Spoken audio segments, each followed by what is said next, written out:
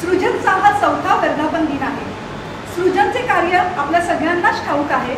नवीन नवीन कलाकारांना प्रोत्साहित करणं, त्यांना संधी देणं आणि याबरोबर अनेक सामाजिक कार्य सृजन संस्था करत असते। याचा हा चौथा वर्धापन दिन। या चौथ्या वर्धापन दिनासाठी आपण पुष्प गुंतले ते अभिवाचन याचं। अभिवाचन हा शब्द दोन शब्दांनी बनलेला आहे, अभि आणि वाचन।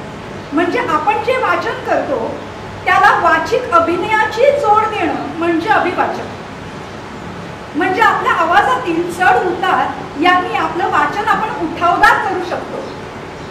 हे अभिवाचन आपण स्क्रिप्ट घेऊन बसून बोलू शकतो, उभ्याने बोलू शकतो, पण त्या बोलत असताना त्यातले चढ उतार, त्यातलं भावनिक गांभीर्य हे आपल्या अभिनयातून म्हणजे वाचनातून आलं पाहिजे।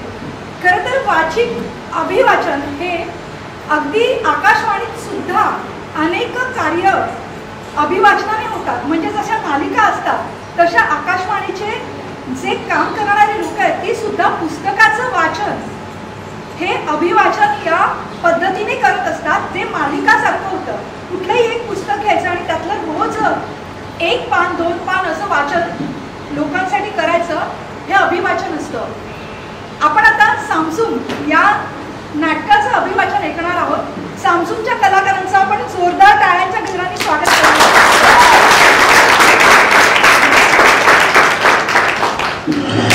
नमस्कार। रंगदेवता आणि नाट्यरसिकांना म्हणून अभिवादन करून सृजन द क्रिएशन चौथ्या वर्धापन दिनानिमित्त सादर करत आहे नाट्याभिवाचन सामसूम।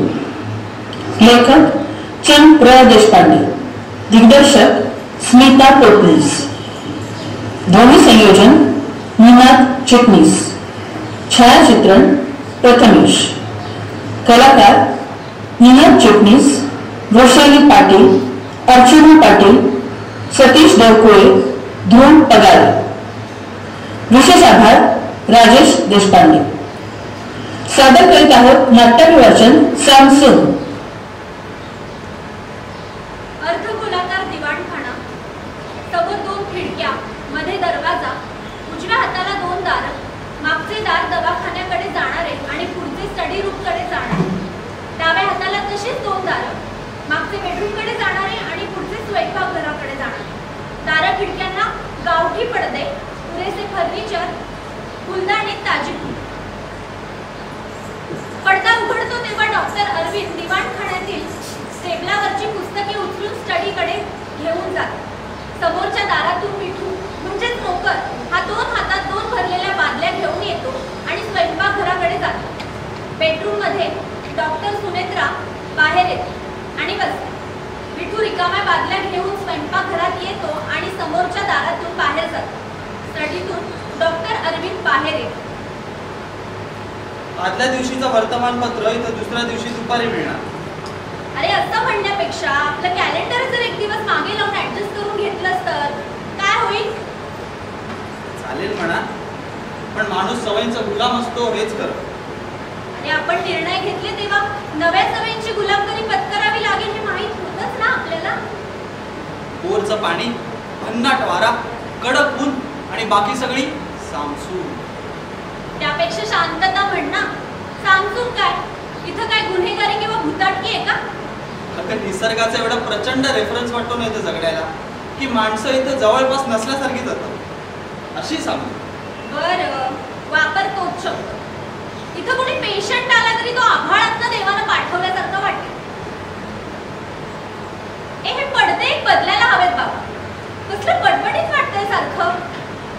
का आपण येणार म्हणून प्रेमानं लावून ठेवले ते, आपली गैरसोय होई नाही ना म्हणून। सवयी बदलायच्या हे ठरले आपलं। अरे विठू, पाणी आणलंस? जा स्वयंपाकघरात नेऊन ठेव।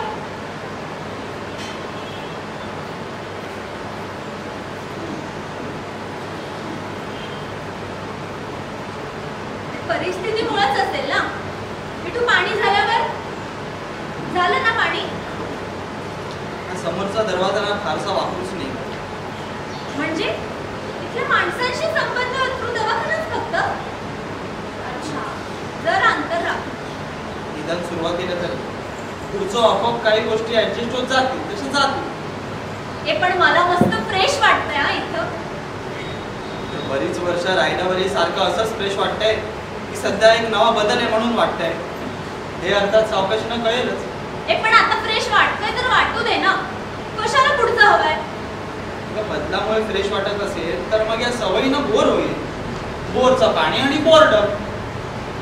हे पण नाही रे, काय गाढ झोप लागली मला काल मस्त. तुला ना सगळ्या नवीन नवीन गोष्टींना आजचे इंटरेस्टिंग म्हणतात. सेन्स ऑफ वंडर बराच आहे तुझ्या. हो, पण मर्यादित. अगं शहरात दवाखाना काढणं, काय काल तो सगळा तोटा सहन करणं, हे सगळं आपल्याला अशक्य वाटलं म्हणून खरं तर आपण इकडे आलो. आता याला कोणी आदर्शवाद समजलं ना की गिल्टी वाटतं कोणाला. आदर्शवाद हा शब्द ना खरं तर नकोच आहे. म्हणजे सगळे त्या त्यावेळेचे आपल्याला सोयीस्कर वाटणारे निर्णय असतात. आदर्शवादी असतातही शरीरातल्या रासायनिक कारणीभूत असतात आणि जनुक. कशालाही आदर्शवाद म्हटलं ना तर नको तो ढोंगीपणा ऍड होतो ना आपल्या. आणि मग काय तो वागवतही राहावं लागणार. आणि मग सांगत बसायचं सगळ्यांना आदर्शवाद नाहीये, आदर्शवाद नाहीये असं. माझं काय नाही. अरे वा, या शुभमराव या. बसा. कसं वाटतं इथं झोपीप लागली का नाही? मोकळं ढाकळं आहे हो इथं. तुमच्या शहरावाडी बंदिस्त नाही. चांगला वाटलं याबद्दल. डॉक्टरी बायना बी ठीक वाटतंय ना? हो, ठीक आहे. हळूहळू येतील पेशंट. अहो, आजूबाजूच्या वस्त्यासनी बी माहिती व्हायला पाहिजे. त्याच्यासाठी सत्यनारायण करायचं आणि उद्घाटन करा दवाखान्यात. लोक येईल, माहिती होईल. दर श्रावणात असतं एक सत्यनारायण. तालुक्यासनं बडजी आणतो. मी सत्यनारायण वगैरे करत नाही आणि उद्घाटनाची तशी काही गरज नाही. पेशंट्स आले की दवाखाना सुरू, माहिती होत राहील ना. आम्ही बी सांगूच माना समजा सत्यनारायण कराच असं काही नाही. तुमची मर्जी. तुम्ही बाहेरनं आलेले, तुमच्या विचारानं वागा. मला समारंभ फारसे आवडत नाही. थोडं जनतेच्या मतानंही चालायचं हो. जनतेची सेवा करणारे आपण. अहो, सेवा वगैरे काय नाही. तपासणार, औषध देणार, मतांचा काही प्रश्न नाही. आमच्याकडे बी मताचा प्रश्न असतोच म्हणा. आमच्यासारखीच करतो आम्ही समजायची मतं. पण तुम्हाला हे नाही बरं का. मी चहा करून आणते. तोपर्यंत ज्या गोष्टी ठरवायच्या राहिल्या त्या ठरवून घ्या. हां, ते महत्वाचं आहे. हे बघा, एक म्हणजे तुम्ही दिलेला नोकर आविड, त्याचा पगार ठरवायचा आहे. आणि दुसरं म्हणजे तुम्ही आम्हाला वापरायला दिलेला बंगला, त्याचं भाडं ठरवायचं. आल्यावर बघू असं म्हणलं होतं तुम्ही. अहो डॉक्टर, उलट तुम्ही इथं आला, इथं राहणार हे आमच्यावर उपकारच असं मानतो आम्ही. किती पेशंट येत्यात, काय मिळतं ते बघून ठरवतो. आता राहू द्या. हो नाही, कर वगैरे काय नाही आहे. दुसरं काहीतरी महत्त्वाचं सोडून आम्ही इथे आलो असं काही नाही आहे. जमलं तर राहू, नाही तर पुन्हा सुद्धा जाऊ. आमचं तसलं काय नाही आहे. परत जायचं करू नका. हो पण बरं बोला. पहिलं म्हणजे विठूचा पगार. त्याला कसला पगार? खायला प्यायला मिळतंय. मग तुमचं मोह माहीत असले ते तुम्हाला दिला काय फरक पडत नाही हो. तसं नाही, त्याला बोलूया आपण. विठू, ए विठू. जी मालक. तू ते काम करणार हो ना? मालकाने सांगितलंय. ठीक आहे, पगार किती हवा? त्याला काय विचारताय? आमच्या सांगण्याच्या बाहेर आहे तो. अहो, काम तो करणार आहे, त्याला बोलू दे. तो बोलणार बी नाही. तिथं शेरावाली काय करू नका. नाहीतर असं करा, जीवनकान द्या 50 रुपये महिना. बस इतके कमी? अहो, मीच पोषितोय असं. त्याच्या मागच्या लय पिढ्यापासून आम्हासनी देव मानते. तुमचं बी उत्पन्न किती होतंय बघा. तुम्हासनी बी परवडाय ना गं. अहो, नाही परवडलं तर नोकर काढून टाकू. तसंही नाही जमलं तर परत जाऊ आम्ही. हेच वाया नको ना. असं कसं ना. इकडं आलायचा परत जावं लागू नये हेच आमची इच्छा. तुमचं पेशंट बी इथलंच. मी पाळलेल्या माणसाबद्दलच येणार आहे. त्याचं बिल मीच देणार. आता बैल, म्हैशी, गाई याची काय झालं तर खर्च करतो का नाही? तसंच ये. काय कमी जास्त वाटलं तर सांगा. सध्या पुन्हा आपल्या घरचा वापरा. आजूबाजूला आणि वस्ती आहेत, तिथले बी येतील पेशंट. ठीक आहे, याचा पगार आपण जेवून खाऊन महिना 100 रुपये ठरवूया सध्या. आई बरोबर आहे की नाही कोण जाणे. काय रे बिटू, कबूल आहे ना? काही ना का जी. डबल मन पडव्या जी ठीक आहे, जा आता. हां, आता या बंगल्याचं भाडं. हो राहू द्या, काय उगाच आमच्या बी भावनेचा जरा मान राखा. म्हणजे काय तुमच्या चांगलपणाचा फायदा घ्यायचा आम्ही? अहो तुम्ही जशी सेवा व्हावी नाही तसंच आम्ही बी चांगले नाही तर म्हणा हो. आम्ही तुम्हाला सेवा व्हावी म्हणतो, तुम्ही आम्हाला चांगलं म्हणा. झाली बिट्टक बाट. अहो तसं नव्हे. चहा घेऊ. तसं नाही हो, भाडं ठरवलेलं बरं. अहो आमचा चांगलपणा असू द्यावा एवढा. सध्या राहू द्या, उत्पन्न किती होतंय बघा, काय जमतंय बघा, मग करू. माझं म्हणाल तर मला भाडं न ग. हां हे ठीक आहे, आम्हाला जमेल तसं देऊ आम्ही. मीच तेच ताणच बसण्यात काही अर्थ नाही. आता कसं तेच म्हणतोय ना बा आम्ही, तिथं भली थोरली विहीर आहे आमची. एक भांडभर पाणी तुम्ही प्यायला तर काय आटत नाही. ते काय लागलं सवार सांगा, जी मोटरसायकल लागली तर घ्यावं. बाकी समजा बेस आहे, जरा 6 इंच निघते तेवढं सांभाळा. हा इथं आहे, यायचं काय कारण नाही. मधनं इकडं चढत जा, म्हणजे साप येणार नाहीत. इथं आहेच, घाबरू नका सा. जाऊ काय? हां आभारी. विद्या जी लक्ष ठेव गोसडीच्या. काय तुझी जिम्मेवारी, कळलं काय? जी. बरं जातो, चहा बेस होता बरं का. नमस्कार या. काय रे बिटू, बोर्ड लावलास का? लावतोय जी. एक विसरते जी जी जी जी नको करूच रे, आम्हाला नाही आवडत ते. जी. बरं जा. हे अरविंद, आपण इकडे यायचं ठरवलं खरं, पण इकडे सापी बसतील तर हे आपल्या डोक्यात आलं नव्हता. हे असले प्रकार जरा कठीणच जातील बाबा आपल्याला. का आता जे आहे ते आहे, पाहू. अगं इथले लोक शहरात आले की ट्रॅफिकला घाबरतात ना, आपण घाबरत नाही. तसंच येते, सापांनी आपली सवयीनं जाईल आपली. पण हे सुरुवातीचे साप कसे भेटतात त्यावर ते अवलंबून आहे ना. अगं सुभानरावांचं राज्य येतं, सापांना योग्य त्या सूचना द्यायला सांगू त्यांना आपण. हे पण खरंच किती धोक्यात राहतात रे ही माणसं. त्यांना नाही धोके वाटत ते सगळे. बरं ते जाऊ दे, तू स्वयंपाकाचं बघ, मी दवाखान्याचं बघ. हां, स्त्री पेशंट्स आले की तुझे आणि पुरुष पेशंट्स माझे. मुलं पेशंट आले की त्यांना घेऊन स्त्री आली आहे की पुरुष, त्यावर ते ठरेल. हे पण साप बीप जास्त निघायला लागले तर मला काही इथं राहायचं जमणार नाही. हे सगळं कॅन्सल करावं लागेल. साप नसते तर काही प्रॉब्लेम नव्हता मला. इथं राहायचं ठरलंय ना, मग इथलं जीवन जगायची तयारी ठेवायची. कसला आवाज आहे हा? मी बघून येतो.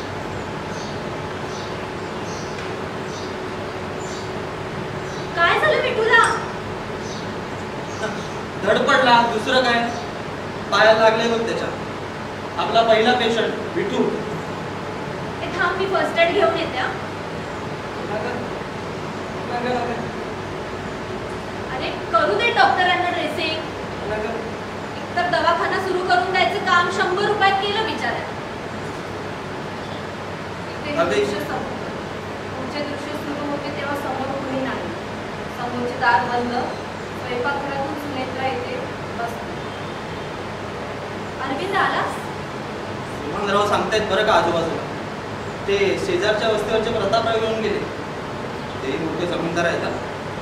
त्यांनी अशीच काही कुटुंब पाळलेली आहे. त्यांची पद्धतीच त्यांच्या माणसांचं बिल ते देणार. अरे वा, हे लोक तशी यांची काळजी बरी घेतात असं दिसतंय. नुसतंच राबवत नाही. जमेल थोडक्यात तेवढी काळजी घेणार का, नाहीतर मरू देणार. हे उघडच आहे. त्यांच्या दृष्टिकोनातून हे उपयुक्त जनावरच ना. पण असं कुणाच्या तरी अधिकाराखाली सतत जगावं लागणं हे किती घाणेरडं आहे. शहरात काय असतं, हे जी मालक म्हणतात, आपण येस सर म्हणतो. आपलं भवितव्य दुसऱ्याच्या हातात आहे हा अनुभव सगळ्यांनाच येतो. हे पण सगळं सारखं नाही. तिथं शहरात आपापला पगार असतो, मोबदला असतो. खर्च कसा करायचा हे तुम्ही तुमचं ठरवू शकता. इथे काहीच नाही. ते आहेच म्हणा. काय रे विटू, काय हवंय का तुला? अरे बोल, काय झालं? कुठं जायचंय का तुला? घरी जाऊन यायचंय का? आणि काय रे, हे बँडेज सोडून टाकलंच वाटतं. मला काही सांगू नका, येऊ लागलेलं. का? अरे चुकून पडलास, लागलं. त्यात काय गुन्हा आहे का? सांगू नका सर. का रे, काय होईल? ते काही होणार नाही. नका सांगू. अरे अरे, बरं नाही सांगलं, जा.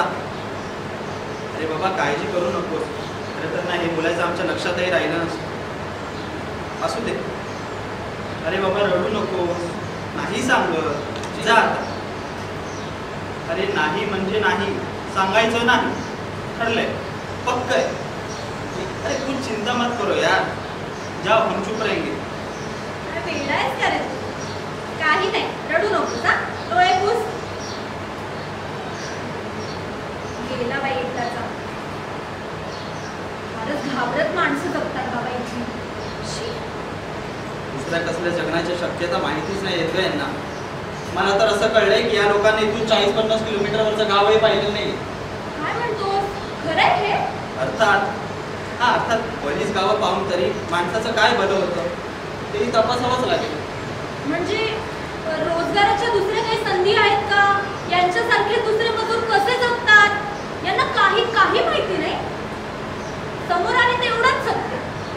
आपलं तरी काय फक्त विस्तार कमी जास्त, बाकी तेच आहे. हे पण असं सरसकट बोलून उडवून लावण्यासारखं नाही वाटत मला. हे जास्त वाईट आहेच.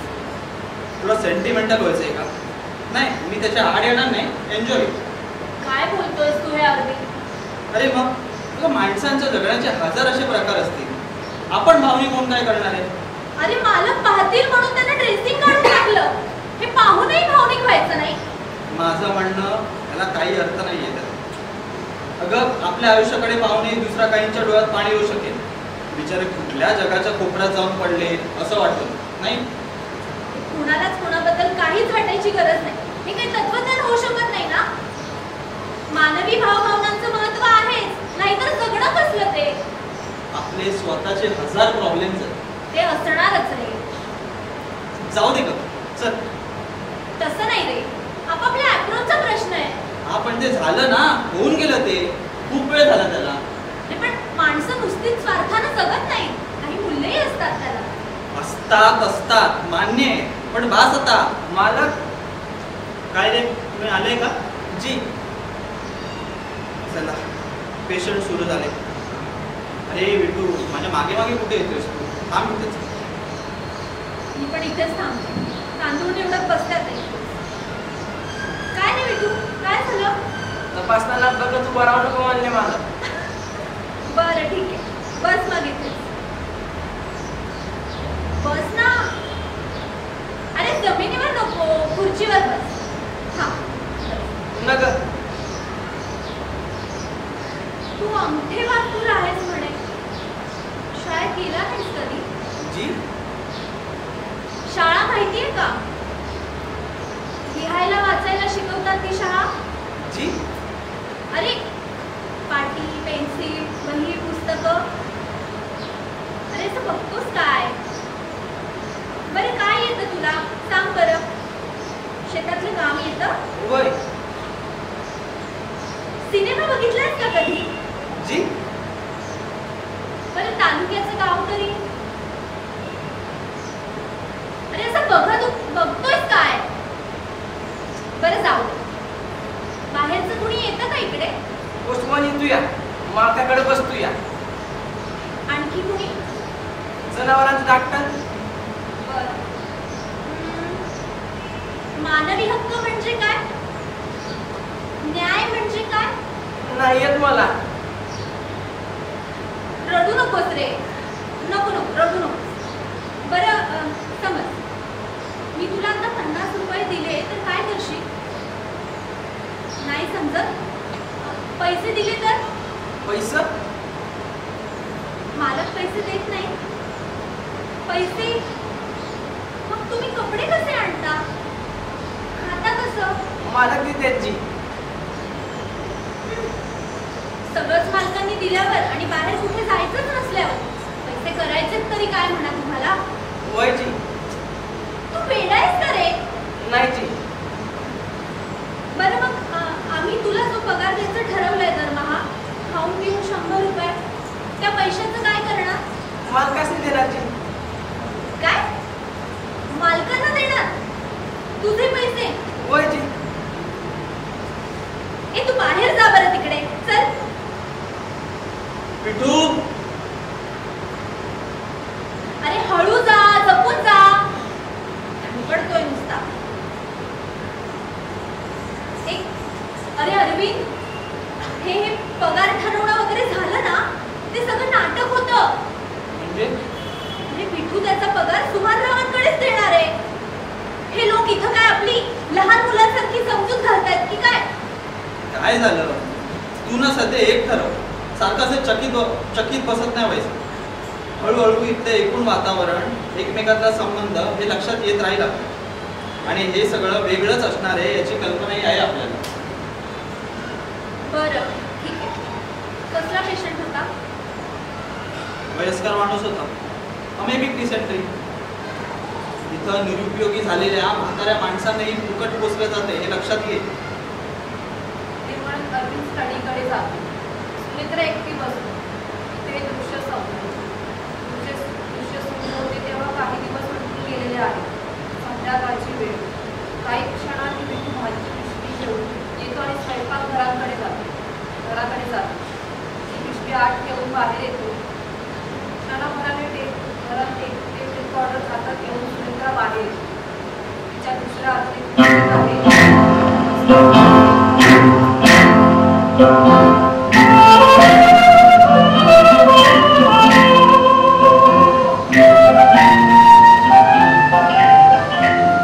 सुहानी रात ढल चुकी, ना जाने तुम कब आओगे. सुहानी रात. विठू जी. भाजी आणलीस? वय. डॉक्टर आले? नाही.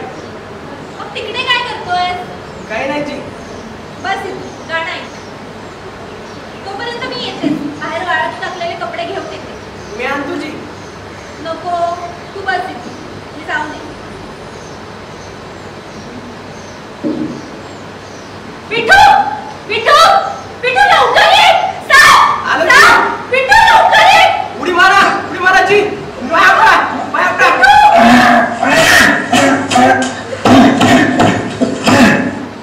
बाप रे. विठू जा बरं आधी. हात स्वच्छ धु. 3 तास साबण लावून धु. नंतर मी तुझ्या हातावर औषध टाकते. जा जा बरं आधी. जी. आणि मग मला प्यायला पाणी घेऊन ये. जा पटकन. जी. आणखी कुठं नसेल ना साप? बाप रे. बरं झालं तू होतास. आणि तू त्याला हातात फिरून आपटून मारलंस. तुला भीती नाही वाटली का रे? बाप रे. आमचं सगळं शिक्षण फुकट आहे. कुठं चावलं नाही ना? नाही रे बाबा, वाचले मी. एकदम माझ्या पायाला वेटोळच घातलं होतं त्यानं. बाप रे. शी गार गुळगुळे. शी. बरं झालं बाबा तू होतास. कसं काय धाडस करता बाबा तुम्ही एवढं? बरं झालं मी होतो, नाहीतर दडगत नव्हती माझी. का रे? तुमची दोघांची बी जिम्मेवारी माझी आहे. काही बी झालं असतं तर कातडी सोडून म्हणले होते मला. म्हणजे काय केलं असतं त्यांनी? कातडी सोडली असते ना. खरोखर? तर अगदी बोलल्याप्रमाणे जरा सुद्धा फरक नाही. म्हणजे अशी खरोखर सोडली असती कातडी तुझी? मग माझे असंच मिळता. म्हणून तू असलं धाडस केलंस? काय नाही येत देवता का? अरे पण तुला चावला असता तर तो. हनुमंतराव असाच मारतोय असा. मी बघितलेला आहे. मी असाच मारीला. बापरे. सध्या ना माझं डोकंच काम करत नाहीये. मी सांगितलं तसं कर. जा जा बरं पटकन. मलाही पाय धुवायला हवेच.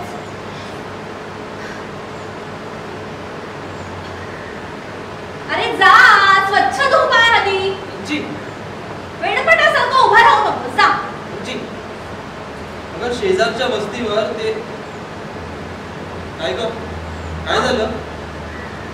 याचा केस काय अशी? अरे काही नाही, अक्षरशः वाचले मी आज काही मिनिटांपूर्वी. म्हणजे काय झालं काय? साप साप होता मोठा. कुठं? कुठं बिठं नाही, माझ्या उजव्या पायाला वेटोच घातलं होतं त्यानं. तिथं तिथं बाहेर. मग काय, लगेच ओरडून विठूला बोलावलं मी. त्यानं हातानं ना गरगर फिरून आपटून मारला तो साप. 10-12 फूट तरी असेल. अजून आता सांगताना सुद्धा ना काटा येतोय बघ अंगावर. मग आपल्या कुंपणाच्या बाहेरच लांब टाकलाय बघ त्यानं. तिकडे बघून ये जा. तो समोरच्या दारातून बाहेर उजव्या हाताला जातो. मागोमाग ती जाते आणि दारात थांबते. मध्येच आजूबाजूला बघते. काही क्षणांनी तो येतो. दोघेही आत येतात. ती दार लावून घेते. पुढे हे अरविंद, मला तरी इथं राहणं जमणार नाही बाबा. सारखं सापाच्या शंकेनं भिवून भिवून खपून मरून जाईल मी इथं. आपण झोपलेले असताना एखादा आला तर बघितलं का केवढा होता तो? विठूने हातात घेऊन मारला तो? हो. कुठे आहे तो? हात धुतोय. औषध कंच टाकू हातावर? ती बघ, ती बाथरूमच्या फळीवर बाटली आहे बघ, त्यातलं टाक. जी. अरविंद, तुला भीती नाही करे वाटत? वाटते, पण इथं जगायचं ठरवल्यावर त्यातले साप तेवढे वगळून द्या असं म्हणताच येणार नाही. सावधपणा ठेवायचा, पण समोर आजूबाजूला साप नसताना उगीच त्या सापाच्या भीतीत राहायचं नाही ग. हे असंच करावं लागेल आपल्याला. नाहीतर सापाच्या विषापेक्षा त्या भीतीच्या विषाने माणूस मरेल. आणि आपण निर्णय घेतलेला आहे, आता पळापळ करायची नाही. ऍडजस्ट व्हायला जरा वेळ लागेल इतकंच. बघायला पाहिजे. मला तर आता जर आवाज झाला ना की सापच आला असं वाटेल. रात्री झोपही लागणं अवघड वाटतंय रे मला आता. हे अटल समजून ऍडजस्टच व्हायचं. आणि दुसरं, हा विठू आपल्याकडे नको. का? मालक, तू थांब इथेच. तू बाहेर थांब बरं. जी. मला वाटलं होतं आपल्या आपुलकीपायी कसलं धाडस करून बसला हा, पण तसं नाहीये ते. मुख्य कारण वेगळंच आहे. काय? अरे सुभानरावांनी आपली जबाबदारी टाकली आहे ना त्याच्यावर. आणि यात काही कसूर झाली तर कातडी सोडून ठार करायची धमकी दिली आहे त्यांनी त्याला. पूर्वी एक माणूस त्यांनी असा ठार केलेला आहे. बरोबर आहे सगळं ते, आपण डायरेक्ट बोलू त्यांच्याशी. पण आपल्याला खटकणाऱ्या इथल्या गोष्टी ताबडतोब आणि फटाफट बदलता येतील असं काय मला वाटत नाही आहे. हे बघ, चुकीच्या गोष्टीला ताबडतोबच प्रतिकार केला पाहिजे. मी समजते माझ्याबद्दलची आपुलकी, आणि ती आहे धमकीची भीती. आपल्याला लोक आदर्शवादी समजतातच ना, तशी तूही आपुलकीच धरून चाल. आणि मला वाटतं या गोष्टींना प्रतिक्रिया देण्याची उगाच घाई नको. अशा धमकीच्या भीतीपोटी सतत आपल्या काळजी घेणारा नोकर आपल्या जवळ असेल म्हणजे ते जरा विकृतच वाटते मला. पण त्यामुळे उगाच आपल्यालाच इथून निघून जावं लागेल असं काही स्टेप केला अर्थ नाहीये ना. माणसं आधी आपल्या ऐकण्याच्या मनस्थितीत येऊ दे, मग आपण बोलूया. मला हे तुझं पटत नाही. यांना असं सतत भीतीच्या दडपणाखाली ठेवणं अन्याय आहे. हा अन्याय केला नाही ना तर ही माणसं हळूहळू स्वतंत्र व्हायच्या मार्गावर लागतील. मग अगं तुला यात काहीच गमवायचं नाहीये, पण सुभानरावांना असं कसं चालेल? आणि तू असं बोलत राहणार ना म्हणजे निष्कारणच त्या सुभानरावांशी शत्रुत्व पत्करण्यासारखं होईल. आपल्याला इथून पळून लावणारे विचार येते तुम्ही सगळे. मग तुझं काय म्हणणं? डोळे झाक करायची? सध्या दोन्ही चुकीचं आहे असं आपण धरून चालू. सुभानरावांना कळलं ते आहेच म्हणा. आणि हे सुद्धा काय तो भीतीपोटी वागलाय हे तुला कळलंय म्हणून. पण समज ही भीती नसती आणि तुला वाटतंय तशा उत्स्फूर्तपणातूनही ही कृती त्याच्याकडून घडली नसती तर? तसं नाही रे. जगायच्या पद्धती चांगल्या असतील तर योग्य वागणं आपोआप होईल असं मला वाटतं. कल्पना अधिक विश्वास भागिले वस्तुस्थिती. त्यांना मला आपण निष्कारणच इथे येऊन पडलो असं वाटायला लागलं. ते दृश्य संपले. पुढचे दृश्य सुरू होते तेव्हा दुसऱ्या दिवसाची दुपार. तो एकटा समोर बसलेला.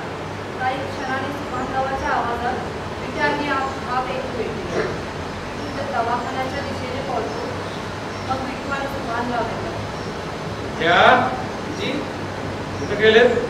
रंगी पाडत होती या इकडे बाई गेल्यात आणि डॉक्टर साहेब आहे तिकडे माग झाडांनी पाणी घालते. तुला पाणी घालता येत नव्हतं का रे बडव्या? हा? नको म्हणले, तेच नको म्हणले. मग नीट करायचे हा. आणि तू काय साप मारलास काय मरदा? वयची चांगलं केलं. त्यासाठी काय झालं तर हाय नव देणार. वयची पण सांग जा त्यासनी मी आलोय म्हणून. सांगतो की. नमस्कार सुभानराव, बसा. मला कळलं ते सापाचं. पण लगेच सकाळी गुळाची ढेप दिली बक्षीस विट्याच्या घरी जाडून. विट्या बाहेर जायड्या. जी ऐकत भरतोस काय? चांगल्याला आपण लगेच बक्षीस देतो. आपण खरं सांगू काय, हे भडवे लाता आणि शिवाच्याच लायकीचे आहेत. आळशी कामचोर घाबरवलं तरच काम करतात. कामानं का असली की आजारी पडल्यास स्वांग करतात. एक असाच होता सदा म्हणून. नाही आला एक दिवशी कामावर, आजारी आहे म्हणून सांगावं काढलं. दिली ऑर्डर मग आमच्या सैन्याला पडवत आणला डबायला काम करायला हवा. म्हटलं आमची माणसं बेडी आहे, ते खरंच आजारी होतं का ते काही नाही बघितलं. आणि ऑर्डर प्रमाणे केलं समज मिळलं की होती. आता काय करावं म्हटलं जाऊ द्या. बघितला नाही आता गाडा तिथं येतात तसं केलं समज. पण कुठं काय बातमी फुटली अजून बी काय नाही कळलं. पोलीस आले आणि खणून पाहिलं. आडगावली किंवा सदेश ते समज प्रकरण गेलं जिल्ह्याच्या डॉक्टरकडे.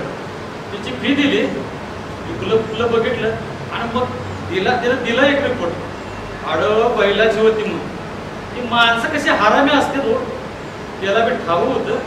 येळा आली तर करावं लागतं. पण तसं म्हणा तर पूर्ण व्यवस्था ठेवतो मी त्यांची. त्यांना काय घोरच ना. घरं देतो, कपडे देतो, औषध बी देतो. समज बघ हे मी देव मानते ना आम्हाला. आजच नाही पिढ्या पिढ्या आहे होय. आणि यांचं मुलांचं शिक्षण कसलं शिक्षण शिकत नाही तो ये. बगैर डोक्याचे असतात आले आणि काय करायचं शिक्षण.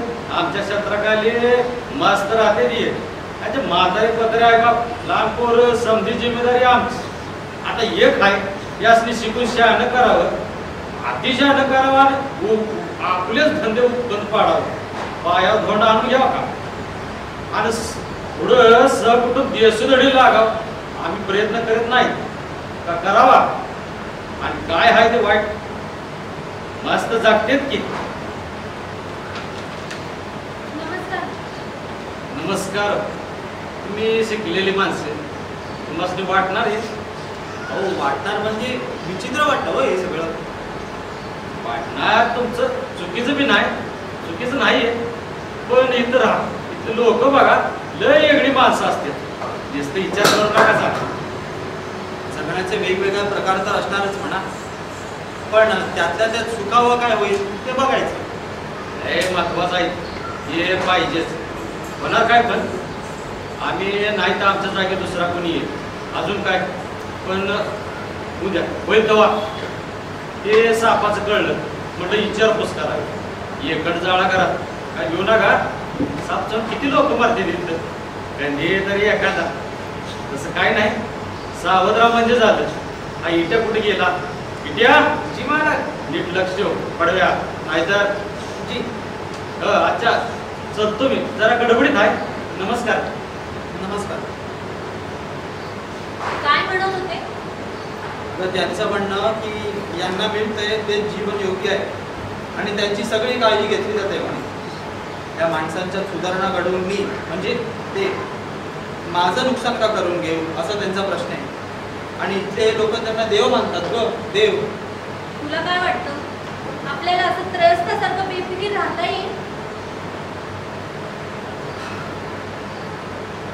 राहावं लागेल ग. दुसरं काही करायला गेलं ना की आपली इथून उचल बांगडी आहे. आले, कॉफी आणते करून. काही काम आहे का? अरे काही नाही, बस इथे. आपण आता कॉफी घ्यायची. नग अरे गप बस. सांगू काय सुभानरावांना? हे म्हटलं तरी घेत नाही कॉफी. सांगू नग जी घेतो. कसं वाटतंय तुला इथं काम करायला? माझा लई मान वाढला. घरी बाजूला इथं तुमच्याकडे आहे म्हणून. वय किती रे तुझं? 20 पर्यंत असेल ना? असं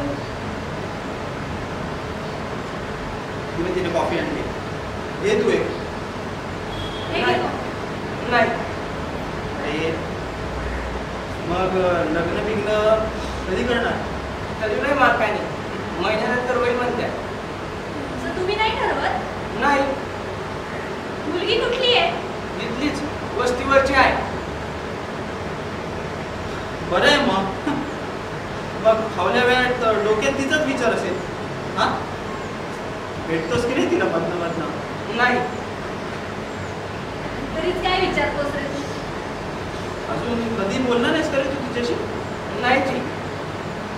म्हणजे मग लग्न झाल्यावर पहिल्या रात्रीच भेट होणार तुझी? हा, नको ना चेष्टा. नाही जी. काही विचारलं की नाही. पहिल्या रात्री तुमच्या दोघांची भेट नाही होणार? नाही जी. पहिली रात मार्काकडे असती. काय देवाचं नैवेद्य स्तुत्यो, मग ती आमची. हे काय म्हणतोयस काय तू? हे असलं होतं का इथं? सगळ्यांचं असंच असतं का? होय. कसलं जगणं हे? लई जुनी पडदा आहे. हॉरिबल आहे सगळं. जी काही नाही, पण काय नाही, जाऊ. फारच क्रूर आहे सगळं. शी. शाळेला माणसांना घट्ट आपल्या पकडीत धरायचं म्हणजे किती? प्रत्येक वधूची पहिली रात्र. आणि यांना त्याची काही खंतही नाही. अजब आहे सगळं. त्यांना पर्याय नाही ना दुसरा. कुठल्याही गोष्टीला विरोध केला, डोकं वर काढलं की मृत्यू. आणि पिढ्याने पिढ्या हेच हॅमर केलं ना यांच्या डोक्यावर. त्यामुळे त्यांना चुकीचं असं काही वाटतच नाही या सगळ्यात. हेच नॉर्मल वाटतं या सगळ्यांना. जगणं म्हणजे हे असं. पण अरविंद, आपला रोल काय राहणार या सगळ्या प्रकारात? आपल्या शहरातला प्रॉब्लेम आपण इकडे आलो. त्यात पडायचं जाऊ दे, नुसतं बोललं ना तरी राहणं अशक्य होईल पडेल. बरं, तसं पाहिलं गेलं तर हे सगळं सांगताना विजू तर नॉर्मलच होता. त्याला यात काही अन्यायाचं असं काही वाटतच नाही. पण अन्याय आहे की नाही हा? आपल्याला काय वाटतंय? न्याय आहेच, पण या मानवदेही देवाला खुश करणं महत्वाचं आहे असं या सगळ्यांनाच वाटतंय. कुणालाच काहीच खटकत नाहीये ना इकडे. उलट यांना हे असं करून कर्तव्यपूर्तीचा आनंद मिळत असेल आणि पुढच्या पिढ्यांचा सुरक्षितता असल्याचं आश्वासन. याला काय वाटतं, याला काय अर्थ येते? आपण कोण? पण अन्यायग्रस्त लोकांमध्ये जागृती ही जाणीवपूर्वक आणावी लागेल.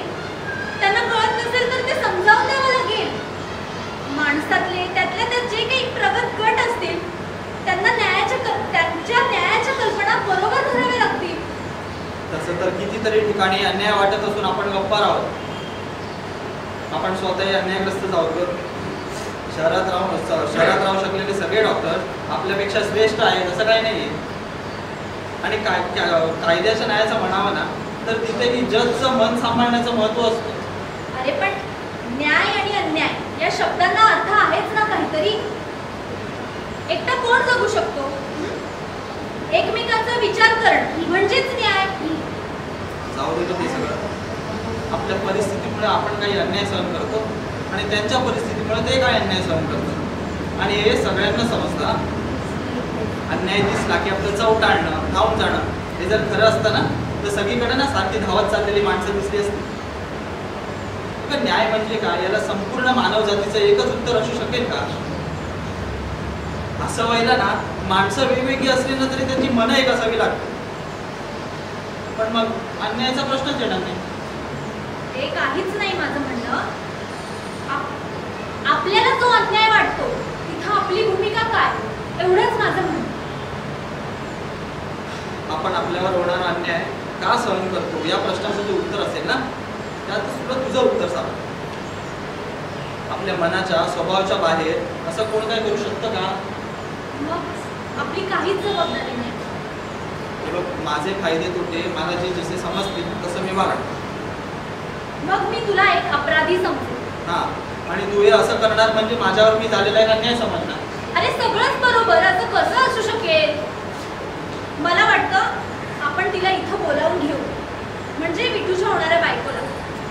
तुझ्याशी बोलू. कशाला? काही फरक पडत नाही. पण मला पडतो खरं. मला उत्सुकता आहे. हे बघ, इन्व्हॉल्वमेंट होईल, गुंता होईल सगळं. आपण बघूया रे ते. बघूया तर बघूया. मिठू, ए मिठू. जी आलो.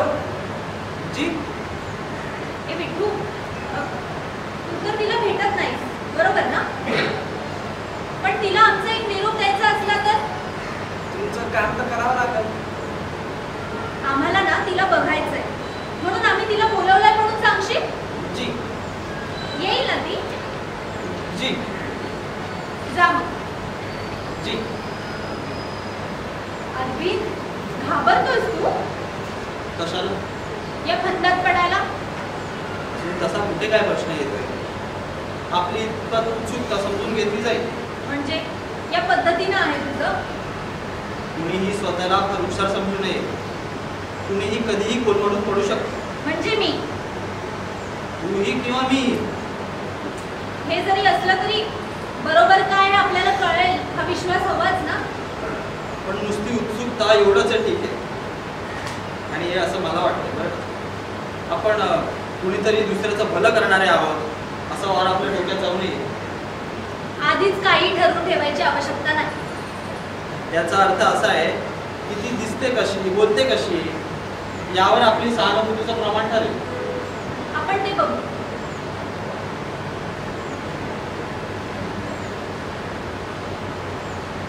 इथे हे दृश्य संपते. पुढचे दृश्य सुरू होते तेव्हा अरविंद वाचत बसलेला असतो. सुनीता टेप रेकॉर्डरवर गाणं लावतो. दिल है की मानता नाही. काही क्षणांनी विठू येतो. सुनीता टेप रेकॉर्डर बंद करते. विठू, काय झालं? शेतावर होती, सांगावा तिला. मालकासने सांगून येते म्हणली. किती वेळ लागेल? लगेच ये. ठीक आहे, तू बाहेरच थांबा जरा. आली. पाठव तिला. तू बाहेरच थांबा. जी. म्हणजे आपण तिला बोलवलंय, हे गेलंच असेल सुभानरावांपर्यंत. लच्छी, ये ना, बस. अगं खुर्चीवर बस. बस. नाही जी. बरं, नाव काय तुझं? लच्छी. लक्ष्मीचं लच्छी झालं का? वय तसं काय बोलवलं? काही नाही, विठूची होणारी बायको आम्हाला बघायची होती. ही उत्सुकता वाटली एवढंच. विठूची ओळख आहे का तुझी? नुसती वळख, बोलायला चालत नाही. मालकासने राग येतो. तुझं विठूशी लग्न मालकानेच ठरवलं? तसं काय समजायचं? मग तुला कधी सांगितलं ते? महिना झाला असतो. मग लगेच का नाही केलं का लग्न? मुलग बघतात मला. ते पण छान आहे का तू? आमच्या विठूला अगदी सुयोग्य. छान वाटलं. आमचा निरोप सांगताना विठू बोलला नाही का ग तुझ्याशी? नाही, मुकादम साहेबांकडनं सांगितलं. अगदी छान. मग नवे कपडे बिपडे शिवणार ना? समजा मालक देतात. जेवण ते असते समजास मी.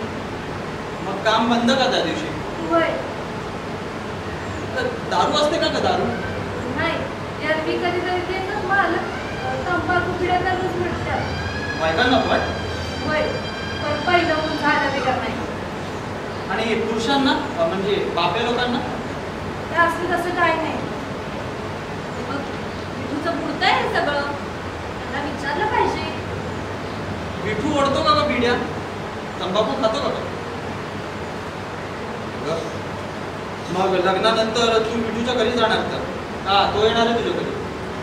नाही, स्वयंपाक करतेस का तू? आम्ही येऊ का तुझ्या घरी जेवायला? या बनवते परत तुमच्या लायकीचं नाही. चालेल आम्हाला. मग आणून दे तिथं. का घरी नको येऊ? झोपडी आहे, झोपडी आहे. घरी कोण कोण असतं? आई असते आणि म्या. आणि वडील? नाही, मी इकडे. रे, कसे ग वारले ते? लवकरच वारले म्हणा. आजारी होतो. मालकासने वाटलं ढॉंग आहे, त्याने मारिवलं. तिथंच पूर्ण त्याला शेतात. त्याची हाडं बैलाची होती असा रिपोर्ट आला. काय नाव काय होतं? सदा. अच्छा, तोच म्हणजे सदा. त्याची मुलगी होय तू? अच्छा. जाऊ. हा, जा जा. ये पण मधनं मधनं भेटायला. खूप आवडलीस तू आम्हाला. हॉरिबल आहे का हे सगळं? म्हणजे काय? वडिलांच्या खुन्याबरोबर पहिली रात्र आणि हे सगळं आपल्या समोर घडणार. आपल्या समोर. पडदा पडतो. पहिला अंक समाप्त.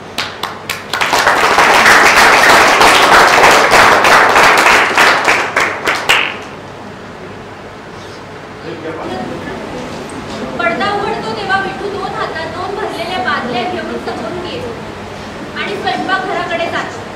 आत बादल्या ठेवून येतो आणि हात पुसत दवाखान्याच्या दारातून बाहेर जातो.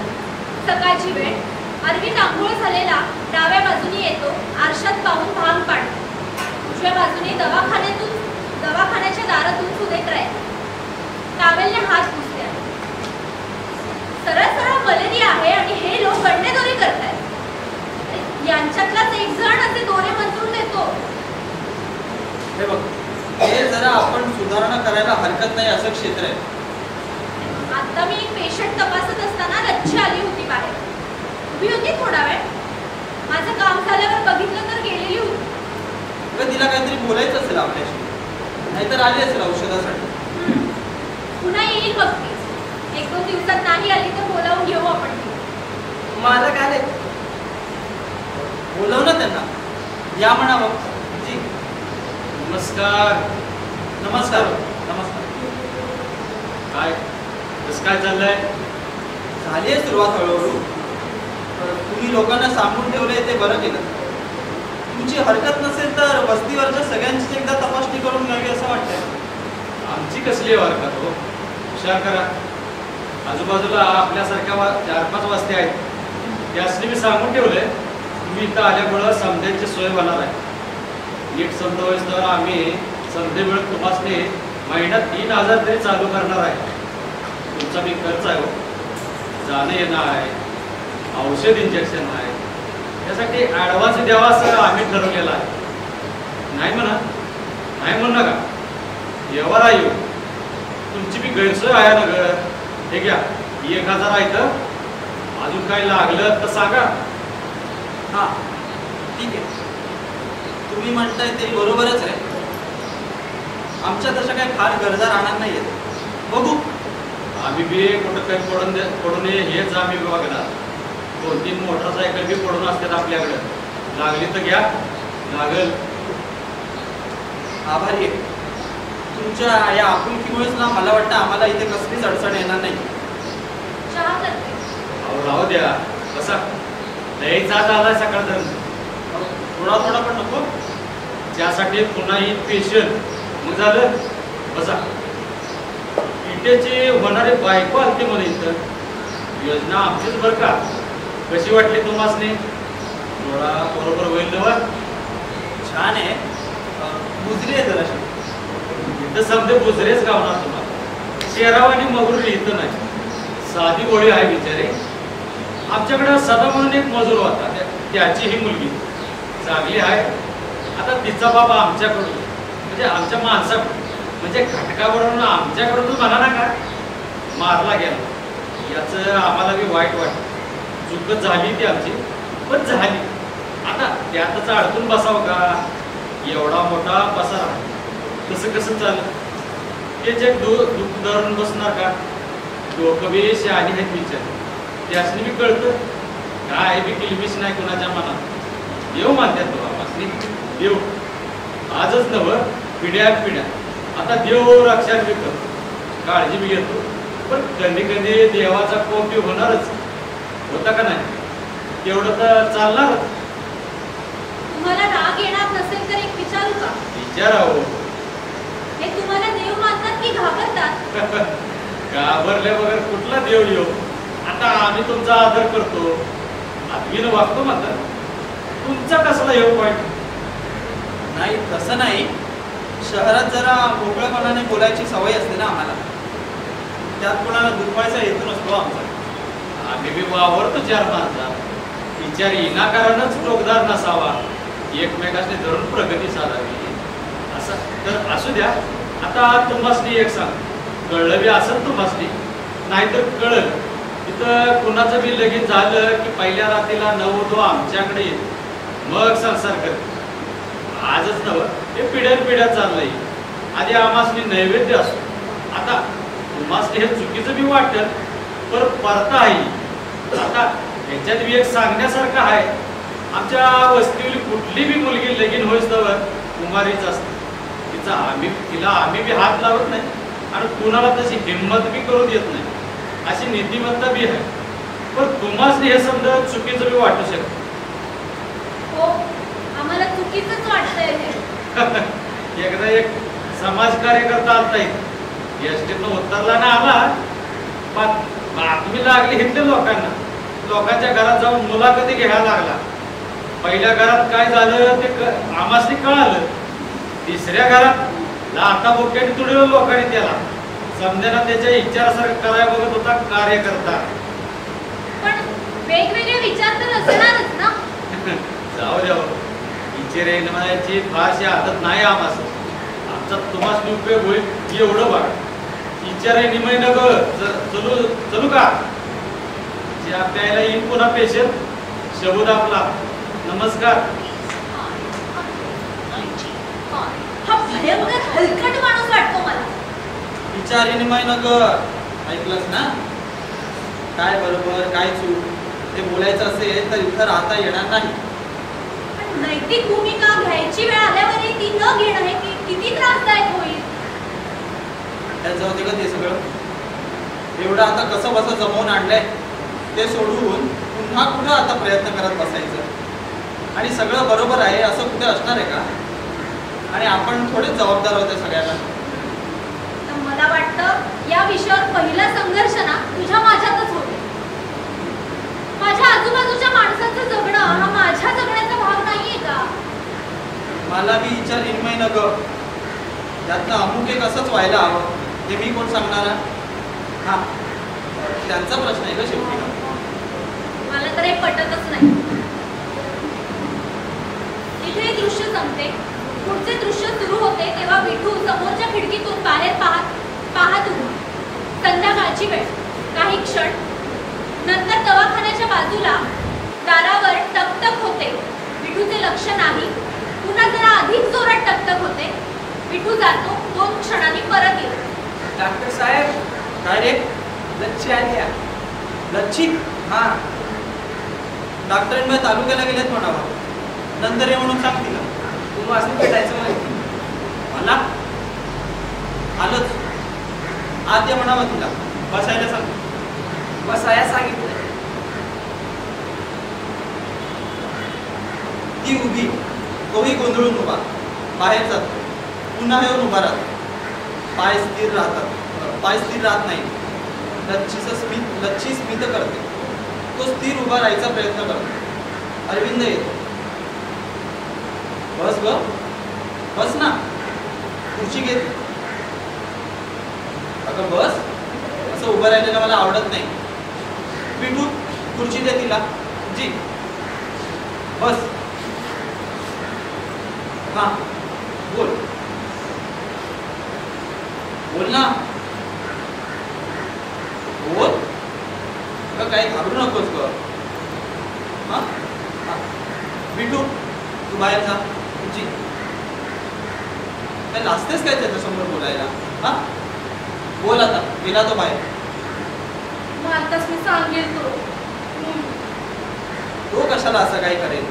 त्याची बायको होणारच ना तू. बरं सांग. तुम्हाला मी सांगू नये असं वाटते. मग आलीस कशासाठी? दोस्त्याचा बौरा झाला माझ्या. तेव्हा ठरवले की सांगावं तुम्हाला. मग सांग की. तुमच्या बिगर कुणाला बी सांगता येणार नाही ते. कुणाला बी नाही. बरं भिवू नकोस. बोल. पण तुमच्या पाशीच राहायला हवं. हो ग ठीक आहे. मी कुठेही बोलणार नाही. तू कसलीच काळजी करू नकोस. बोल. हा एकच रस्ता आहे माझ्यावर. म्हणून आले. पहिलीच माफी बी करा बस. अगं हे असं अवघड होईल. तू इथे वर असे हुंके दिलेस तर ते उलट विचित्र वाटेल. तुझं म्हणणं ऐकतोय का मी, न भिता बोल. तसं तर विकीर की नाही मस्त कसली. फक्त माझ्याशी बोलता येईल असं काहीतरी तुला बोलायचंय आणि ते बोलल्याशिवाय गत्यंतरच नाही असं तुला वाटतंय. बोल ना मग. तू माझा देव नाही. मला पहिलं सांग त्याच्या सांगण्यागर. म्हणजे इथली प्रथा पाळायची इच्छा नाही येत. माझ्या बाळाला मारिवलं तिने. कुणी आहे तू? मला देव पण नाही त्याचं. पण मग मी काय करणार? तुम्हा लोकांची इथून सुटका होऊ शकत नाही. इथले तुमचे नीतिमत्ता कडेकोट आहे. मोडणार कोणती? कुणी बी नाही. मग कशी आहे मी? तुला मी वाईट म्हणणार नाही. तुला असं वाटणं चुकीचंही नाही. आता बोलतेस काय बी होऊन द्या. तुम्ही एकलाच खायचं आहे इथं. एकच माणूस निवडू शकणारा मी. छे छे. अगं पण मी तर एक परका बाहेरचा माणूस आहे. मी काय करणार? छे छे. विठू काय म्हणतो? मी त्याला सांगितलं नाही. तू नाही म्हणत. मालकास मी सांगेल ते होणार नाही. तुम्ही सारखं असतं. मी तुला पहिल्यांदा? नाही नाही नाही नाही. म्हणजे असलं काही आहे तुझ्या डोक्यात? मी कोणी विचारलं कशी आहे मी? अगं मला कशाला विचारतेस? मी कसं काय? अगं माझं लग्न झालेलं आहे. माझी वागायची काही पद्धत आहे. तरी बाईस तुला सांगता. अरे पण मला हे मोडायचं आहे. कुणाला मी पत्त्या लागायचं नाही. पण मला बरं वाटतं म्हणून मी. आणि तू हे मोडलेलं कुणाला कळलंच नाही तर उपयोग काय त्याचा? पण तसं माझ्या मनात असं व्हायला तू पहिला नव्हता. त्याचं देव पण राहिलं नाही. समज असलं काही झालं तरी त्याचं देव पण राहिल्याच्या समाधानातच ते राहणार ना. त्यापेक्षा तू उघड विरोध का नाही करत त्याला? मग लगीन होणार नाही. माझी टीव्ही राहणार नाही आणि तुम्ही राहतील. माझ्या बायकोला धक्का बसेल याचा. शिवाय मी मला बी समजणार नाही. फक्त तुम्ही आणि मी. दुसरं कोणी बी मला इथं आठवी लावायला गावलं. मला सांगा कशी आहे ते नाही. पण असं कधी माझ्या मनातही आलं नव्हतं ग. अगं उलट सद्भावना आहेत माझ्या तुझ्याबद्दल. नाही म्हणू नका. तुमचा भरोसा धरलाय मी. माझा? छे छे. पुन्हा फार विचित्र विचार केल्याचा. अगं मी माझ्या बायकोला फसवू शकणार नाही. माझ्या बापाचं पुन्हा सांग पहिलं सण करूया. देव पण देऊ त्याला. अगं पण म्हणजे मी कसं काय करणार यार? माझी ही जगायची काही पद्धत आहे आणि ती मोडल्यानं मलाही मनस्ताप होईल. माझं जीवन विस्कटू शकेल ग. सुनेत्राला माझ्या बायकोला तुझ्याबद्दल किती आस्था आहे तुला सांगून कळणार नाही ग. आणि तिलाच मी फसवू? मग त्यास मी सांगून जमल. तिला तर सांगायला माझी जीवच वळणार नाही. मी असा काही सुखाचा भुकेला आणि बेफिकर नाहीये. मला वाटलं मी चांगली आहे. असं नको बोलूस. तू छान आहेस, सुंदर आहेस, पण नाही हे नाही जमणार. तुम्ही एकलंच हायसा इथे वेगळं म्हणून खुल्लं विचारलं या. हे समजतंय मला. पण एक नाजूक प्रश्न सोडवण्यासाठी दुसरा खूप नाश करावा लागेल का मला. आणि मुख्य म्हणजे माझ्या वागण्याच्या पद्धती ते बसत नाही. विचार करा. भिंती आहे. नाही म्हणजे नाही. हे जमणार नाही. पटलं तर सांगावं झाडा. जाऊ मी. हा काय म्हणली लक्ष्मी? काय नाही. विटू पाहतो आणि बाहेर जातो. अरविंद तसाच बसतो. इथे हे दृश्य संपते. पुढले दृश्य सुरू होते तेव्हा रात्रीची वेळ. अरविंद समोर सिगरेट ओढत बसले. स्वयंपाकघरातून सुनेत्रा येते. अरविंद कसला एवढा विचार करतोस? तुझा मूड अजिबात नॉर्मल दिसत नाही. अरे आपल्याला एकमेकांची मनस्थिती कळत राहायला हवी. लक्ष आहे का तुझं माझ्याकडे? यालाही. दुसऱ्याला डिस्टर्ब न करता या बाबतीत कसं वागता येईल तोच विचार करतो. कुठल्या बाबतीत? आणि मी डिस्टर्ब झाले तरी चालेल, बोल. आपण प्रेम करतो एकमेकांवर. म्हणजे विश्वासही हवा एकमेकांवर आणि एकमेकांच्या मनस्थितीचा त्रास घेण्याची तयारी. तू एवढं सांगूनही बोललं जात नाही. बोल घडाघडा, काय प्रॉब्लेम आहे? माझा विचार न करता बोल.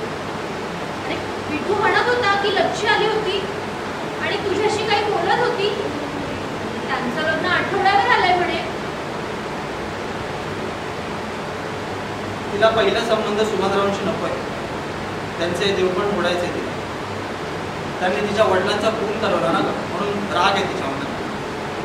तिथं कुणीच तिच्याशी संबंध करणं लग्नाआधी ते होऊ शकणार नाही. हे फक्त मलाच शक्य आहे असं तिचं म्हणणं, बाकी दुसरं कोणीच नाही. आणि हे मी नाही म्हटलं तर ते होणारच नाही. त्यांचं देवपण तिच्या मनात फक्त मोडला जायला हवं. कुणालाही काहीही न कळतं. म्हणजे सरळ सरळ तुझ्याशी संबंध मागितला तुला? मी नाही म्हटलं, हे शक्य नाहीये. मी काहीतरी आहे, माझ्या जगण्याच्या काही पद्धती आहेत आणि त्यात हे बसत नाही. आणि हे सगळं मी तुझा विचार न करता बोललो, कारण ही माझी स्वतःची भूमिका आहे. हे तर छानच, पण तुला या पद्धतीनं का सांगावं असं वाटतंय? हे मलाच हे मान्य नाही, शक्य नाही, हे महत्वाचं. हेच आधी सांगायचंय मला. म्हणजे कदाचित हा माझा नैतिक प्रश्न होईल का काय अशी भीती वाटते का तुला? मला माझा प्रश्न वाटतच नाहीये ग. मला ते शक्यच नाही, त्यामुळे हा तुझा प्रश्न होऊच शकत नाही. तुझ्यात बदल करायचा प्रयत्न मी करावा की करू नये हा नाही होत का माझा प्रश्न नैतिक? हे बघ, मला तिची व्यथा समजते. तिला काय हवंय ते समजतं. तिच्या मनाची ती न्याय्य मागणी आहे हे लक्षात येतं. पण माझा स्वतःच्या काही मर्यादा आहेत का? आणि हे दोष म्हणता येतील ना? वडील शिक्षक होते, गरिबी होती. अगं मुलींकडे तर मी पाहतही नव्हतो. समज मी तुला पूर्ण आश्वासक अशी परवानगी दिली तर? म्हणजे इतका वेळ मी जे बोललो त्याच्यावर तुझा विश्वास बसला नाही. माझ्या मर्यादांबद्दल बोलत होतो मी. विश्वास बसला नाही असं मुळीच नाही, पण जी एक महत्वाची गोष्ट अनिश्चित राहते या बोलण्यात, निश्चित केली तर काय होईल? तरी तुझा निर्णय तोच राहील. खरं तर तू माझ्या दडपणाने विचार करू नये या इच्छेनं बोलते. मुळात स्त्री पुरुष संबंध हे शुद्धपणे एकमेकांच्या आकर्षणावरच आधारित असायला हवे. मी प्रेमावरही म्हणत नाही. आणि यातल्या चुका सुद्धा शुद्ध चुकाच असायला पाहिजे. याला दुसरं कुणी कसलंही काम देता येणार नाही असं मला वाटतं. हा, अर्थात हे माझ्या मर्यादेतच असेल, इलाज नाही. ते ठीक आहे, मला धक्का बसलेला आहेच. कारण हा लक्ष्मीचा प्रश्न तसा बाहेरचा समजत होतो. यात आपण काय करावं असा विचार करत होतो. हा प्रश्न मी माझा पुढचा क्षण कसा घालावा, कसा जगावा असा झालेला आहे. आणि स्वतःचा प्रश्न सोडवताना दुसऱ्याच्या मनस्थितीची दखल तर घ्यावी लागणारच. म्हणजे माझी मनस्थिती आणि लक्ष्मीची आणि सुभाद्राची, त्यांच्या मनस्थितीमुळेच तर हा प्रश्न आलाय ना. बरं, मी काय करावं वगैरे जाऊ दे. तुझी स्वतःची काय प्रतिक्रिया आहे याच्यावर, लक्ष्मीनं माझा संबंध मागण्यावर? माझी हरकत नाही. याला जर तू प्रतिसाद देऊ शकलास तर त्याला मी सुखलोलुपता किंवा प्रतारणा म्हणणार नाही. आता ही कशाला हवी आहे समर्थन तुला? ठीक आहे, ते सुखलोलुपतेतून घडलं तरी मला चालेल. न्यायाच्या वगैरे गप्पा मारण्याची शिक्षा म्हणून, की मला असं नेहमी स्वातंत्र्य राहणार आहे? शिक्षा म्हणून नव्हे, न्यायासाठी. अर्थात सगळीकडे असं नसेल. तू ना फारसा विचार न करता न्याय, सहानुभूती ही काहीतरी महत्वाची मूल्य आहेत असं गृहीत धरून घाईनं बोलतेस का? एकमेकांच्या वागण्याचे अंदाज न बांधता, अर्थ न लावता जगता आलं असतं तर? मी गोंधळलो असतो आणि तू गोंधळली नाहीस असं वाटायची परिस्थिती आलीच नसती. आणि एक लक्षात घ्या, वैयक्तिक रागात वागते लच्छी सगळं, अन्यायाच्या प्रतिकारासाठी नव्हे. पण आपल्याला त्याच्याकडे अन्यायाचा प्रतिकार असं बघता येईल की नाही? विचार करावा लागेल. कुणाकडूनही ज्याची कधीही वाच्यता होणार नाही अशा वागण्याचाही तुला त्रास होईल की न जाणं वाच्यता झाली तर अशी भीती आहे. भीतीतनं वागायलाही एक धाडसच लागेल ना, कुठल्या तरी परिणामाची तयारी लागेलच. हे बघ, आता याच्याहून निरर्थक काही बोलता येणार नाही. जाऊ दे बघ, जे घडेल ते घडेल. म्हणजे विचार बंद. हे बघ, माझ्या वैयक्तिक प्रश्नाचं उत्तर मी तुला दिलंय. तू तिला हो म्हण. पुन्हा वेडी आहेस वेडी. अगं न्यायाच्या कल्पनेने पछाडले तुला. ती माझी जबाबदारी. म्हणजे आता माझं मलाच ठरवावं लागेल. इथे हे दृश्य संपते. पुढचे दृश्य सुरू होते तेव्हा समोर सुभाद्राव बसले. उजव्या हाताला विठू. सुभाद्राव उठतात, समोरच्या खिडकीजवळ जाऊन उभे राहतात.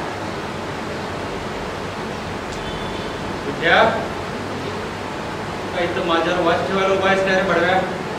बाहेर जा तिकडं. कोण येताना दिसलं तर लगेच येऊन सांगायचं. कोण म्हणजे कोण? डॉक्टर बाई. चल पण डायरेक्ट इसेस सुरू करतो. सॉरी, तुम्हाला जरा थांबावं लागेल. हे ठीक आहे. लच्छी 2-3 वेळा येतात ते समजलं. म्हणलं काय आहे, आमच्या नजरेनं ती एक प्रॉब्लेमच आहे. हवाय तुम्हाला काय म्हणत होती? विशेष काही नाही. डॉक्टरीन बाई नसताना आलती आणि बोलत होती तुमच्याशी. तुमच्या पाळत आहे आमची, पण तिची हवा आहे. म्हणजे कसं? आता तिचा बाबा आमच्या चुकीमुळे नेला हे तर एक फॅक्ट. आता त्या बाबतीत तिनं आमच्या रागावर धरला तर चूक मानता येईल का? पण इतिहास लगेच तिच्या सगळं झाल्यावर पहिल्या रात्रीला परते परमान तिला माझ्याकडे या. आता एखादी मुलगी झॅक नाही वाटली नुसता हात लावून बी आम्ही सोडून देतो. पण लच्छीचा प्रश्न वेगळा. मस्त आहे, तिचा आमच्यावर राग आहे म्हणून सोडून घेण्यासारखं हे नाही. मग आम्हाला मी लय राग आहे. अहो पण मला कशाला सांगते हे सगळं? काय म्हणलं ते आजारी तर नाही का? आणि तरी मी एवढा वेळ बोलत होती तुमच्या संग तर म्हटलं डायरेक्ट तुम्हाच नाही विचारावं ती काय बोलत होती. इथल्या परदेबद्दल तर नाही. तुमच्या माझ्यात काय प्रॉब्लेम, तुमच्या माझ्यात काही प्रॉब्लेमच नाही. आपण एकमेकाला धरून चालणार. आपण विश्वासानं बोललो वागलो तर गोष्ट वेगळी आहे. पण या लोकांचं वेगळं आहे. यांच्याबद्दल माझा होल्ड तर सोडता येणार नाही मला. आमचा होल्ड डेला काढणार एक काय बी चालणार नाही. आणि इथल्या आमच्या भागकडीचा तुम्हाला मी त्रास नका ही इच्छा आहे. कशासाठी असती काय म्हणत होती? समजा मला यावर काहीच बोलावं असं वाटत नसेल तर? माझं बी काय बी म्हणणं नाही, तो काय प्रश्नच नाही. मग तुमच्या डोक्यात ताप होणे एवढी इच्छा आहे. जगामध्ये जे जे चालतं ते समजच आम्हाला पडतं आणि चांगलं वाटतं असं काही नाही. हे तर तुम्ही समजतात. सांगायचं एकच आहे की आमचं आम्ही बघून घेऊ. तुम्हाला यात काय बी वजन आहे. आणि तरी बी समजा तुम्हाला वाटलं की आम्हाला काय सांगावं, आम्ही काय करावं, तर तुम्हाला काय वेगळं वाटलं तरी बी आम्ही तयार आहे. आपल्या आपल्यात बोलून आम्ही ठरवू. आमचं असं काय आग्रह नाही माझा, पण परता तर टिकली पाहिजे. आमचं देव पण न बिघडी होता काय बी जमू. आपल्यात काही विरोध नाही. मनात बी आणू नका. म्हणजे माझ्या ठिकाणी तुम्ही आई इतकं बी चालेल. तुमची इच्छा असली तर तसं बी जमू. तुम्ही इथं डॉक्टर म्हणून आले, काही समाज कार्यकर्ते म्हणून नाही. हे तर आहे का नाही? मी काय उगाच तुमच्याशी का आपलेपणानं आणि विश्वासानं बोलत नाही. आपण एकमेकांचं भलं कशा पाहिजे करावं, नुसतं भलंच करावं. हा तसं वागू बी शकतो आपण. म्हणजे समजा याच बाबतीत काही असलं आणि माझा यात काही विचार असेल तरी मी आधी तुम्हाला विश्वासात घेतलं तर नीट मार्ग काढता येईल असं तुमचं म्हणणं. ज्या बोलण्याचा विषय झाला असतो तर तुम्ही इतकं बोलला बी नसतो. जे बोलला ते करेक्ट आहे, राग मान नका. पण इतकं मी सांगून ठेवतो की परता मोडल्यासारखं न होता माझ्याऐवजी तुमचं झाला पहिला सण तिच्याशी तरी बी चालेल. नुसतं हात लावून तिला तुमच्याकडे देऊ आपण, परताना मोडता हे विचारलं, उगा आपलं मनात आलं ते बोलतोय, राग मारला कसा, हे फार झालं. तर काहीतरी लई लपडी आणि भानगडी आहेत असं काय बी समजू नका. तुम्ही इथं अगदी निर्भयपणानं राहू शकता, काय बी धोका नाही. आणि इट्या काय रे बोसडीच्या मध्येच कशा पाहिजे आलास? मला डॉक्टरीन आले. अरे तिच्या बरं ठीक आहे, हा इसे जिथं सोडून दे, मला जरा गडबड आहे. आमचा पूर्ण विश्वास आहे तुमच्यावर, गैरसमज करून नका होऊ द्या. अच्छा जाऊ मी? हां अच्छा नमस्कार डॉक्टर बाई, जरा गडबडीत आहे. अच्छा जाऊ का? म्हणजे चाल आलंय मान्य करतील. अच्छा काय विशेष? सगळीकडून स्वातंत्र्य आहे. माझं मीच ठरवायचं आहे सगळं. म्हणजे इकडून इच्छा आहे, तिकडून स्वातंत्र्य आहे आणि दुसरीकडूनही स्वातंत्र्य आहे. सगळ्यांची मोकळीक आहे. आता सगळीकडे सामसून आहे, जणू वाट पाहणे मी काय करतोय याची.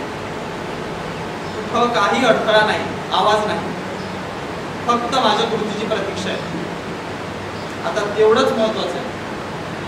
म्हणजे कसंही काहीही असलं, आपलं काहीही म्हणणं असलं, आपण काहीही करू इच्छित असलो तरी यांना आधी विश्वासात घेतलं तर सगळं जमवता येईल असं ते म्हणत होते. सगळं म्हणजे काहीही. थोडक्यात म्हणजे ते किंवा मी सगळं बोललेलं नसलो तरी न्याय, स्वार्थ, विश्वास, सगळ्यांचं हित आणि सगळ्यांचं समाधान असं सगळं जमू शकेल हाच त्याचा अर्थ होतो. फक्त त्यांना आधी विश्वासात घ्यायचं बस. आता हे त्यांचं खरोखरचं आहे की आपले विचार उघडे करून घेण्यापुरतं आहे हे कळणं अवघड आहे. आणि आधी असं विश्वासात नाही घेतलं तर? सरळ आहे. त्यांनी पूर्ण सवलत देऊनही मी जर वेगळंच काही वागलो तर अर्थातच मग माझ्यावर संतापण्याशिवाय मार्गच राहणार नाही त्यांच्यापुढे. ही सगळी आपुलकी आणि हा विश्वास म्हणजे एक गर्भित धमकी असू शकेल. त्यांना विश्वासात घेणं म्हणजे लच्छीला फसवणं होईल. आणि लच्छीशी विश्वासानं वागणं म्हणजे त्यांना अविश्वास दाखवण्यासारखं होईल. तुला काय वाटतंय, काय करावं? या बाबतीतल्या विचारात आता मला कुणीच मदत करू शकणार नाही, तुम्ही नाही. सगळ्यांचं सगळं बोलून झालेलं आहे. आता माझा मीच. इथे हे दृश्य संपते, पुढील दृश्य सुरू होते तेव्हा अरविंद एकटा आहे. रात्रीची वेळ. या दृश्यात तो सतत सिगरेट शिलगवणं, ओढणं, धुरके मारणं, धूर सोडणं, केरझऱ्या मारणं हे करतो. खरंच समजा घडली ही घटना, लच्छीशी संबंध, तर सुनेत्रा खरोखर आता आहे अशीच राहील. तिला जरी न्यायाचा वागणा वाटत असलं ना तरी प्रत्यक्ष घटना घडल्यावर वैयक्तिक भावना काहीच राहणार नाहीत का तिच्या? आणि लच्छीचं तरी या अन्यायाविरुद्ध बंड कुठे? ती तर वैयक्तिक रागाने वागते ना. तिच्या बापाचा सुभानरावांकडून खून झाला नसता तर मग तिचा काही विरोधच नसता. की अन्यायाविरुद्ध काही वागायलाही थोडासा वैयक्तिक राग लागतोच. सुभानरावांना खरोखरच विश्वासात घेता येईल का याची खात्री नाही आहे ना. आणि हे असं झालं तरी या देवाच्या परवानगीनंच लच्छीच्या मनातलं त्याचं देवपण मोडलं असं होईल ते. नाहीतरी लच्छीला देवपण मोडलं की तिची मानसिक वस्तुस्थिती व्हायला हवी, ते होऊ शकेल. पण सुभानरावांशी बोलताना हे देवपण मोडण्याचं बोलता येणार नाही. मला तिचा पहिला संबंध हवा असं म्हणावं लागेल. म्हणजे एका प्रकारे त्या दोघांची फसवणूक करूनच जमणार आहे सगळं. मुक्तपणे तर इथे काही होऊ शकत नाही, पण ते जमेल असं लच्छीला वाटतंय. डेस्परेट झाली आहे ना, बेफिकर झाली आहे. पण माझं तसं कुठे? माझं यात वैयक्तिक असं काहीच नाहीये. स्वतः सकट सगळ्यांना फसवता आलं तर सगळ्यांचं समाधान होऊ शकेल. पण इतका खोटेपणा करायची माझ्या आयुष्यात का वेळ यावी? एवढी गुंतवण्याची मनस्थिती आणि मुख्य म्हणजे माझा स्वभाव हे लक्षात घेता खरोखर लच्छीशी बेधुंद आनंदाने संबंध करता येईल. आणि हे सगळं झालं तरी या प्रत्येकाशी वागताना मला मनात अपराधी भावच भोगावा लागणार. आणि मला हे जे दिसतंय तेवढंच आणि तसंच असेल हे सगळं. या मर्यादा म्हणजे जगणं आहे.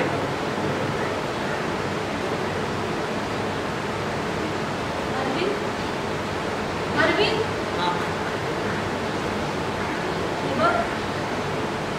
उगीच मनाचा गोंधळ उडवत बसू नको. तुझ्या स्वभावाप्रमाणे तुला योग्य वाटेल तसं वाग. मी त्याचे चांगले वाईट अर्थ लावणार नाही. जशी हवी आहे तशीच राहील. मी तुला माझी मतही सांगितलेली आहेत, पण तुला काही ती बंधनकारक नाही का? कारण माझ्याही मनात परस्पर विरुद्ध असे विचार चालू आहेत. माझ्याही अपेक्षा निश्चित नाही हे येतंय माझ्या लक्षात. पण आपण एकमेकांना दोष द्यायचा नाही.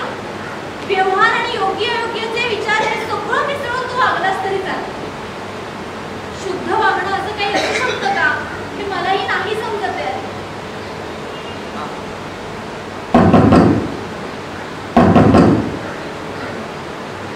मालक लक्ष्य आली आत्ता भेटायचं म्हणते. आत्ता पाठव तिला आणि तू बाहेरच थांब. जी तो जातो. लच्छी येते. लच्छी बस. मला सगळं माहिती आहे. तुला आता डॉक्टरांचा निर्णय हवा, हो किंवा नाही. आमचं बोलणं झालंय याच्यात. मी डॉक्टरांची पत्नी आहे आणि एक स्त्रीही आहे. माझा यात कसलाच आग्रह नाही. तुझ्या मनाप्रमाणे झालं तरी मी तुझा तिरस्कार करणार नाही. माझी कसलीच अडकटी नाही. डॉक्टर जो काही निर्णय घेतील तो बरोबरच आहे असंच मी समजणार. मग तो मला न आवडणारा असो की तुला न आवडणारा. बोल तू डॉक्टरांशी. अरविंद, या क्षणी मी तुला कोणतंच सहकार्य देऊ इच्छिते. तू स्वतंत्रपणे वाग.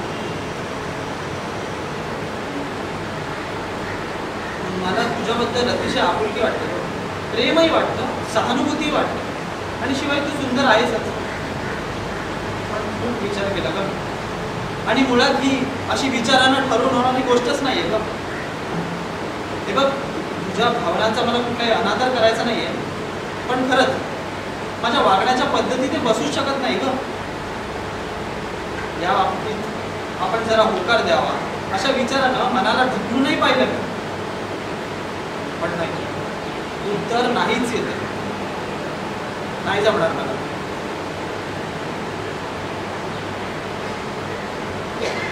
हे शेवटचं नवं, या पुन्हा नाही येणार. तीच वेळ आहे. तुझ्या जगण्याच्या ओघात माझा निर्णय महत्वाचा ठरायची वेळ आली आणि यात मी तुला पडू नये याचा मला खेद आहे.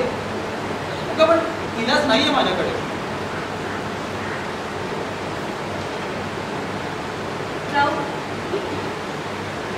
तो काही बोलत नाही.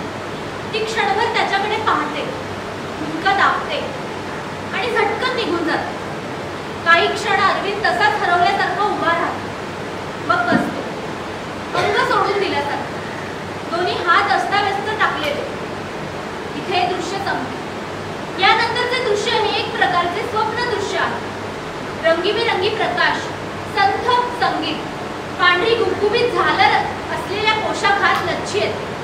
तिच्या स्लो मोशन, आल्हादकारक नृत्य विभ्रम हालचाली, पार्श्वभूमीवर अरविंदचे संवाद. खरंच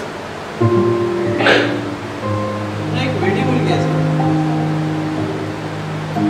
का. आपापल्या राग, लोभ, दुःख, इच्छा हे सगळं आपल्या स्वतःच्या मनाचं असतं.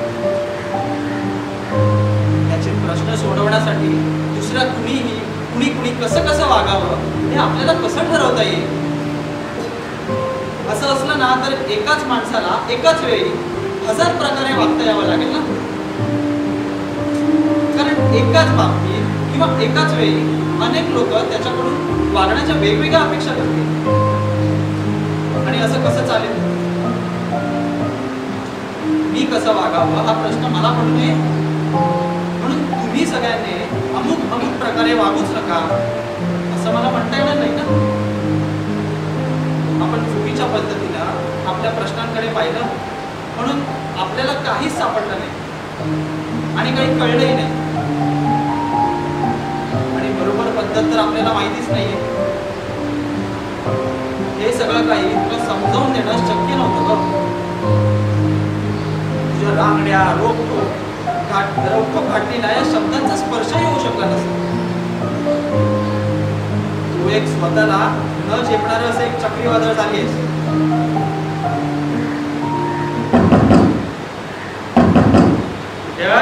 कोण आहे इतक्या रात्रीला? दारोड मी आहे. जी मालक. डॉक्टर साहेब दाखवा चल लवकर. डॉक्टर साहेब, डॉक्टर साहेब.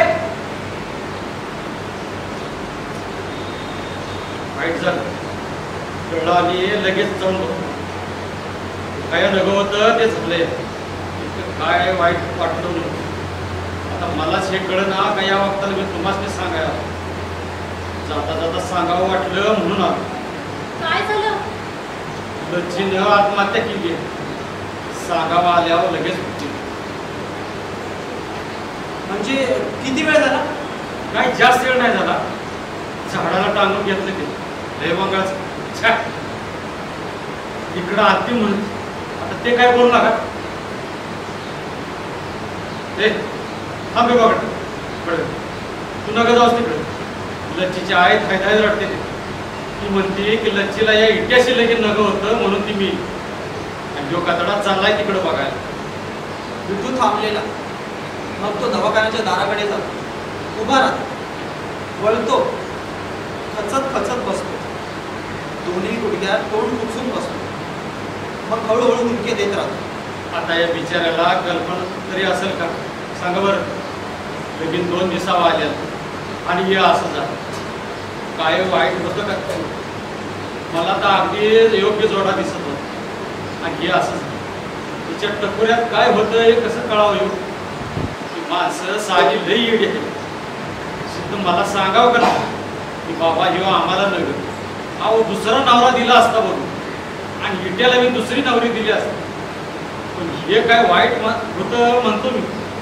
एवढी चांगली तरणीसाठी पोर फुकट गेली का काय उपयोग झाला? आणि इट्या तू तिकडं जाऊ नका थोडं दिस. तुझा काय दोष नाही. पण लच्चीच्या आईला वाटतंय तुझ्यामुळं झाली. त्या आईला सगळी येडी माणसं आहेत दिस. तू ह्यो बंगला सोडून जाऊ नकस कुठे येत्या. त्या आईला कुठवर कोणाकोणाची काळजी घ्यायची हेच कळत नाही. पण वाईट झालं. भयानक आहे हे सगळं. भयानक. संपलंय वसंत. साप चावून गेल्या म्हणून सांगून आलो. नाहीतर खानगीत पोलिसाचा मार पुन्हा कुणाला धरून नेत्या काय सांगता येणार आहे. कळलं काय त्या साप चावून गेली ती बातमी मी कशी कुठं फुटल कळत नाही.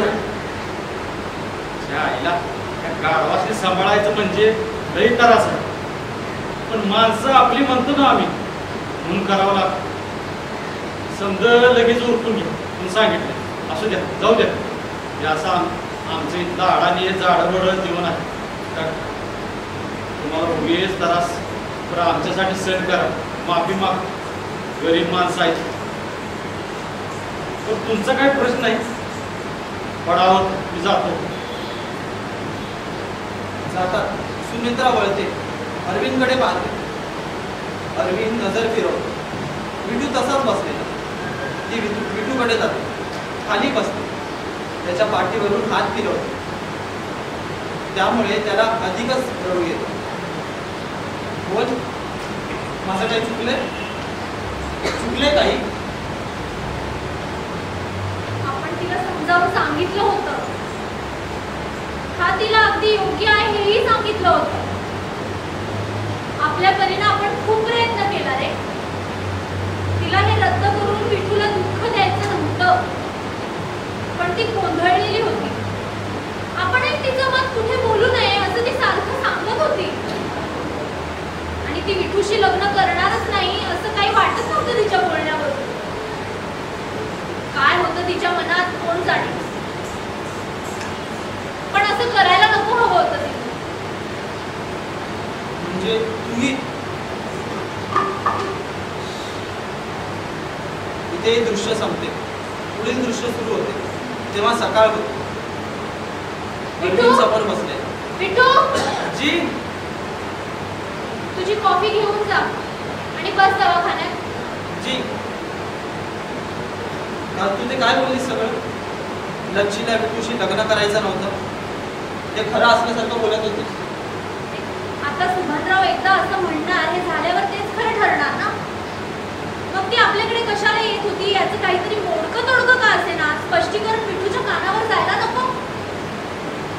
गरीब साधा चांगला आहे बिचारा, त्याच्याकडनं तसं काही धोकाही नाही किंवा तो फारसा काही विचारही करू शकणार नाही रे. पण त्या चांगल्या माणसाच्या डोक्यात आपल्याबद्दलही काही शंका राहायला नको ना. तसा माझा काही दोष नसला तरी मला मनात जरा अपराधी वाटते ग. पण माझी मतं अजून तशीच आहेत, त्यामुळे मीही तुला अपराधी मानणार. पण एवढंच नाही, मग माझी मतं जरी तीच असली तरी एक कबूल करावं लागेलच मला. मी सुखावले. तुझ्या या नकारात्मक वागण्यानं मला सुटका झाल्यासारखं वाटतं आणि हे लक्षात आल्यामुळे ना मलाही अपराधी वाटतं. आपण आता आधी आहोत तसंच राहणं शक्य नाही. या प्रकारचं ओझं साठलंच आता मला. आणि तुम्ही तुझ्या अपराधी भावनेचं जे बोलतेस ना ते माझं मन सांभाळण्यासाठी बोलतेस ना. मला वाटतं इतक्या स्वच्छ जगण्याची अपेक्षा करताच येणार. आपल्यालाही पूर्ण स्वच्छपणे काही करणं अशक्यच वाटतं. लक्ष्मीकडे कशाला येत होती ते तिच्या आईजवळ बोलली तर नसेल ना. त्या एका व्यक्तीला तरी हे माहिती असणारच. काही फरक पडणार नाही. आणि काय आपला काय विशेष संबंध येणार आहे. आणि सुभानराव म्हणतायत तेच सत्य. हे तर स्वीकारूनच जगावं लागेल ना तिला, त्यामुळे तो प्रश्नच नाही. इथं राहणं तर भागच आहे सध्या. त्याला काही इलाज नाही आता. मला फक्त एकच प्रश्न भेडसावतो आणि तो म्हणजे तो साप. सापांची भीती. सुभानराव सांगतात ना ते आपण अजून केलेलं नाहीये.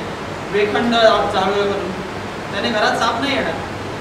वेखंडाचा वास असला ना की साप पळतात. आज आधी ते वेखंडाचंच बघते. ती कब्बशांचा ट्रे घेऊन आत जाते. विठू त्याची कब्बशी घेऊन आत जाते.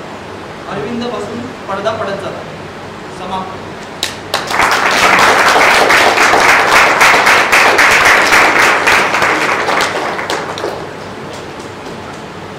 त्याचं नाव होतं सामसून.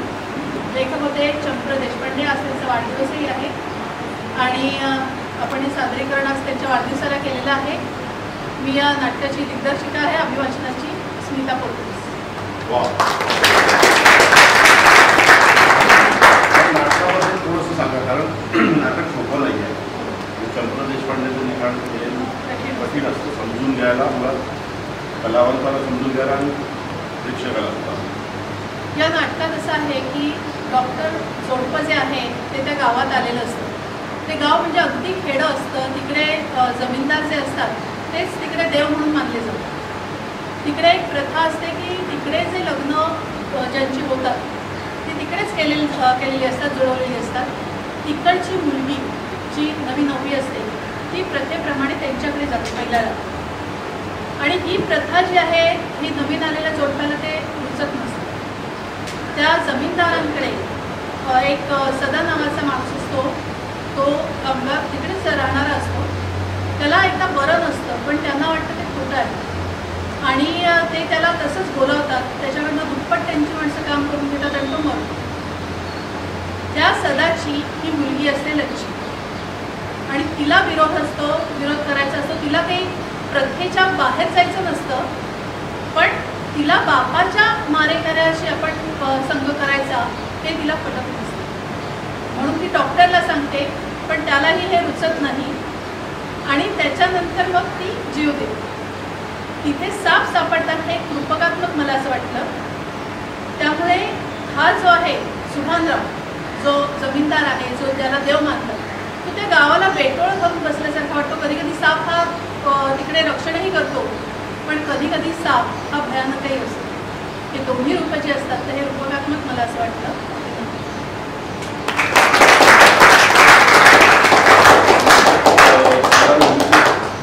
वर्षापूर्वी आता मी वाचन ऐकलं होतं, नाव वेगळं होतं, मला आपलं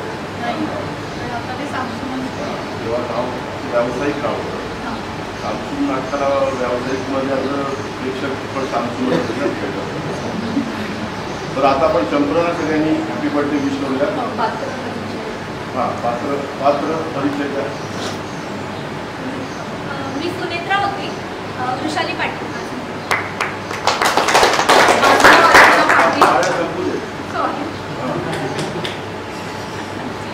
माझं नाव अर्चना पाटील, मी लक्ष्मी हे कॅरेक्टर करतो.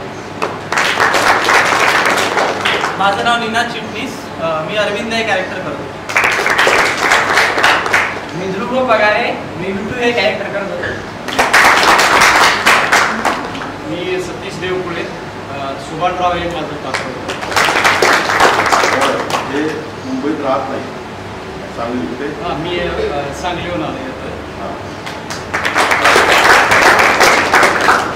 बरीच लोक आपली आहेत जी मुंबईत राहत नाही, प्रॅक्टिकली इथे येऊन तालमी करू शकत नाही. ती अभिवाचन ऑनलाईन करतात आणि सादरीकरणाला इकडे येतात.